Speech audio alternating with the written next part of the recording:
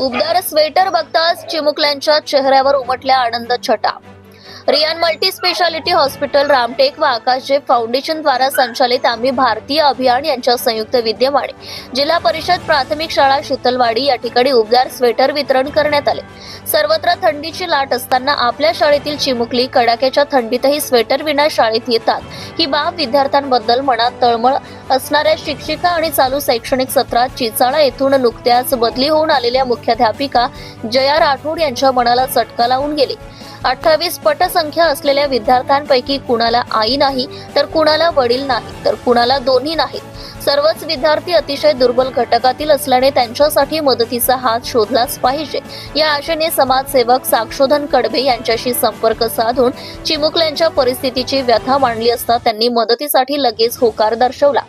कडाक्याच्या थंडीचे दिवस आणि शाळकरी मुलांची परिस्थिती याचा विचार करून साक्षोधन कडबे यांनी रियान हॉस्पिटलचे संचालक डॉक्टर प्रदीप बोरकर यांची भेट घेऊन विद्यार्थ्यांच्या परिस्थितीचे गांभीर्य ओळखून चिमुकल्यांना मदतीचा माणुसकीचा हात देण्याची विनंती केली।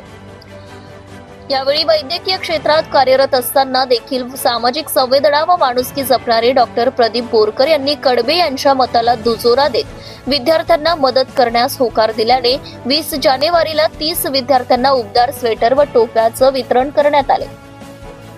यावेळी डॉक्टर प्रदीप बोरकर यांच्या मार्गदर्शनाखाली रियान हॉस्पिटलच्या संचालक डॉक्टर वैशाली बोरकर, शुभांगीताई डोंगरे, आकाशजेपचे सचिव व आम्ही भारतीय अभियानाचे मुख्य संयोजक साक्षोधन कडबे, नगरधन केंद्राचे केंद्रप्रमुख चंद्रशेखर मायवाडे, शाळा व्यवस्थापन समितीचे अध्यक्ष मुकेश सोनवणे यांच्या हस्ते वितरण करण्यात आले। कार्यक्रमाचे संचालन मुख्याध्यापिका जया राजेश राठोड यांनी केले, तर सहाय्यक अध्यापिका सरिता किंगर यांनी दानदात्यांचे आभार मानले। पालक प्रभाताई ठाकरे या प्रामुख्याने उपस्थित होत्या। मान्यवरांच्या हस्ते स्वेटर व टोप्या घेत असताना चिमुकल्यांच्या चेहऱ्यावरचा आनंद गगनात माविनासा झाला होता। जनता टाइम्स आणि जटा टीव्ही चॅनल साठी राजू कापसे उपसंपादक।